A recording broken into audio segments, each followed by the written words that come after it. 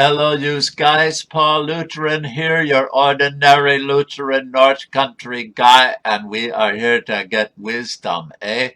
We're in Proverbs, the book of Proverbs, and we are to chapter 23 today. I'm going to be talking to you about one particular subject that comes up a couple of times in this chapter and takes up quite a few verses.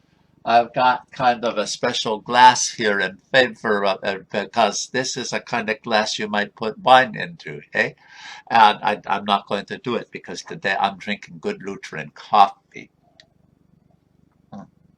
But this will help us remember it. Sorry, Martin Luther, for covering up your face with that, but we'll get that fixed the next time, maybe.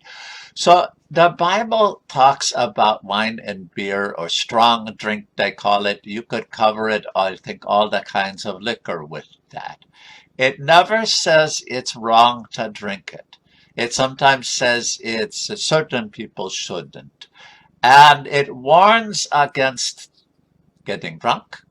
It warns against misusing it, and it warns against addiction. And so here's one of the warnings I'm going to read. It's kind of vivid, starting with verse 29. Who has woe? Who has sorrow? Who has strife? Who has complaining? Who has wounds without cause? Who has redness of eyes? Those who linger late over wine, who keep trying mixed wines.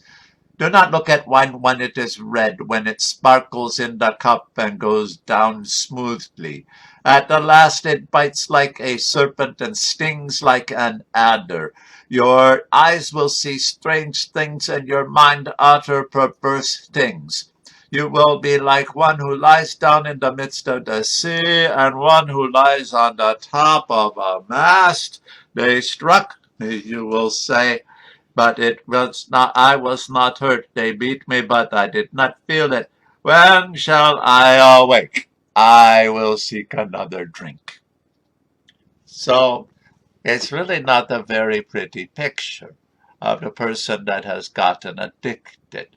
And so there's the warning about that. There's another one here that's interesting. It talks about company and how if people are going to lead you astray, you might have to change your company. Hear my child, and be wise, and direct your mind in the way. Do not be among the wine bibbers or among gluttonous eaters of meat. See, it's even other things besides just what you drink. For the drunkard and the glutton will come to poverty, and drowsiness will clothe them with rags. So, it's a warning about our appetites and about the people that we're with. But here's an interesting thing. This is what Jesus was called, a wine bibber and a glutton. They didn't say the whole gluttonous eater of meat, but that's what they meant, eh? Why? Not because he was, but because he liked to spend time with these people, because he could help them, and because they would listen to the word sometimes better than the people that thought that they were the holy ones.